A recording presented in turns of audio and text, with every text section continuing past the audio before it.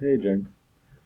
Alright, so last week I promised that I would briefly tell all of you how I got 100 plus 70 PR plus, or yes, 70 plus PR links um, in the past 5 months, right? Um,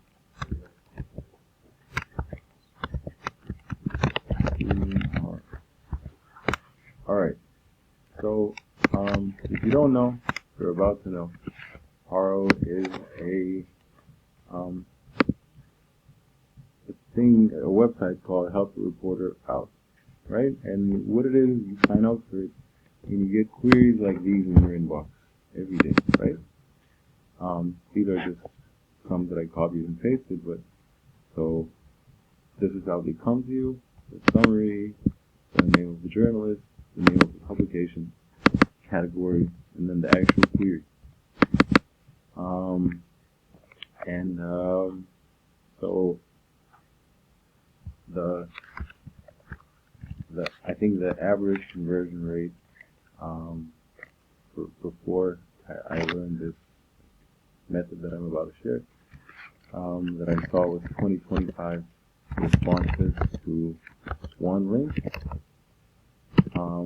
But by the time of this video, I'm going for 6 responses to one link, right?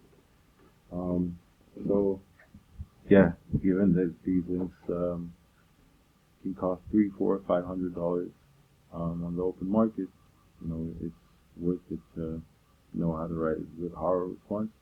So I'm just gonna share a couple right here. So yeah, here's a couple, and you may want to take some notes. So sorry, I'm playing around with it. So first thing, subject line. Subject line should have like real qualitative information that it tells the journalist why they should open this, why they should read your email, right? So in this case, the query is like, how do you relay strategy to large teams in your organization? So immediately, right, I let the journalist know that I lead a team of 30 plus, right? So I'm qualified to answer the question. And I let her know that there's 2 tips inside, which is, it helps because, journalists, they just want the quotables. They don't necessarily want to slog through 500 words of content to find like one golden nugget, right? So right off the bat, I'm letting the journalists know I kind of understand how they think, and I have some qualified, focused, punchy information set, right? So that's one subject line. The other, similar thing.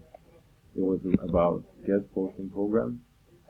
So immediately I say top blogger, because the person under whose name I was ghostwriting is a top blogger. Again, 5 steps. So again, they know it's like concentrated, quality, valuable content. It's not going to be some junk. It's not just going to be me, ranting for 500 words. And then I show that I understand what they want, that I read their queries, right? So has that introduction, that's simple. Then very short intro. In the intro, you should again just follow through on what you started in the subject line. Explain why you're qualified to answer. Explain why you're a good person to quote, right? So I say again, I run a team of 30 plus people. All of them work remotely, right? And thanks to the tips that I'm about to share, they work 100% autonomously. And let's dive in, right? So just short, punchy, and again, go back to your qualifications or the person's qualifications. Go back to numbers.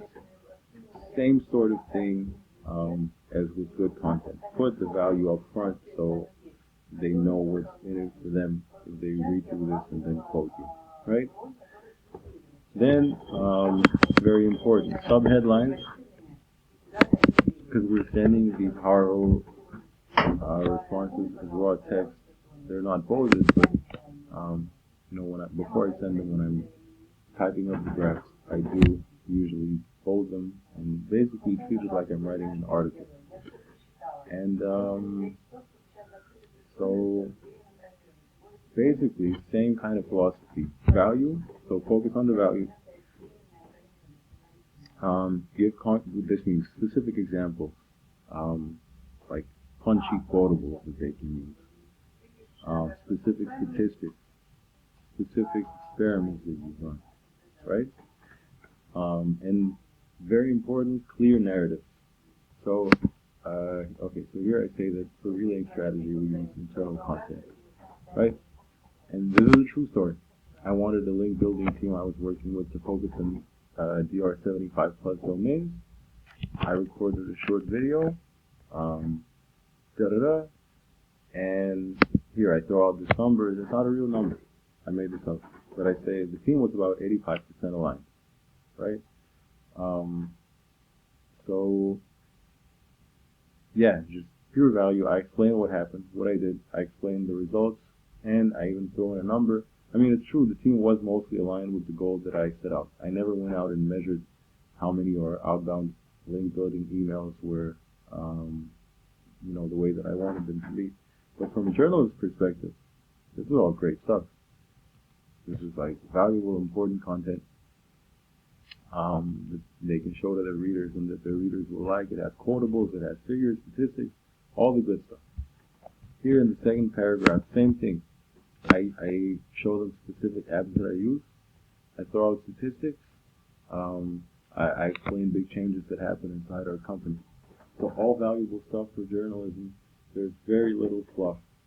It's all just straight to the point, high value type stuff. And as a rule, I wouldn't make an email longer than this, but 250 words of like high value content as a horror response. That's essentially what got me from one link, every 25 of these to one in like 6 or so, depending on the project. Here in the second answer, like just same thing, short, punchy introduction, right? So this is true. That was the project was one of the top Amazon associate blogs online. They accepted guest posts.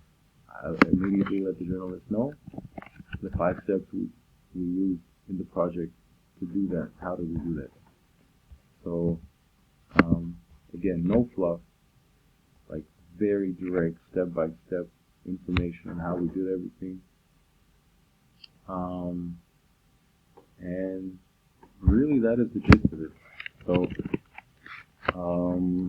tantalizing subject line, right? Short, value packed. What's in it for the journalist? Like, who are you? Why should they read this stuff? What lets them know that it's not going to be a waste of time, right? So figures, steps, specific numbers, like I'm going to give you 3 tips. These are all great. Short intro.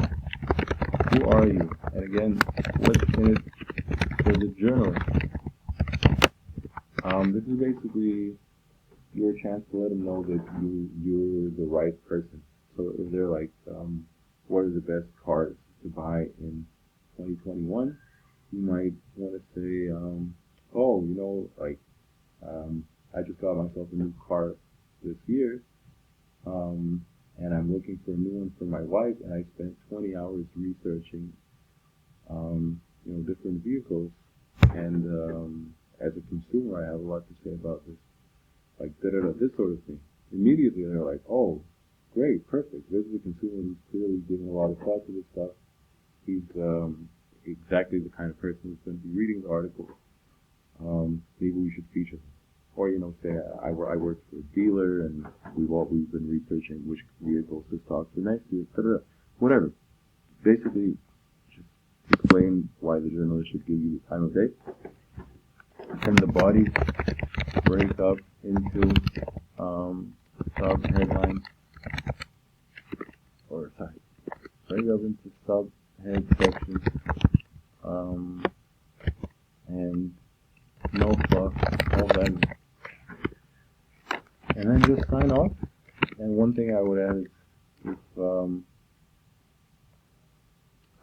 as a rule, don't follow up with people, but sometimes follow up. Sometimes it pays to follow up with journalists if you feel like you wrote some kind of really outstanding answer and the person never got back to you. But as a rule, though, there's so many responses to every query that not a lot of point in doing that.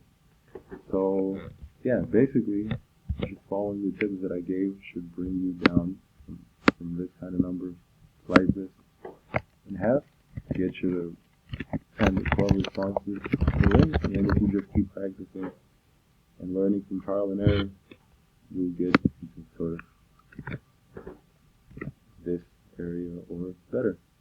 So I hope that's helpful for everyone, and have a rocking week, guys.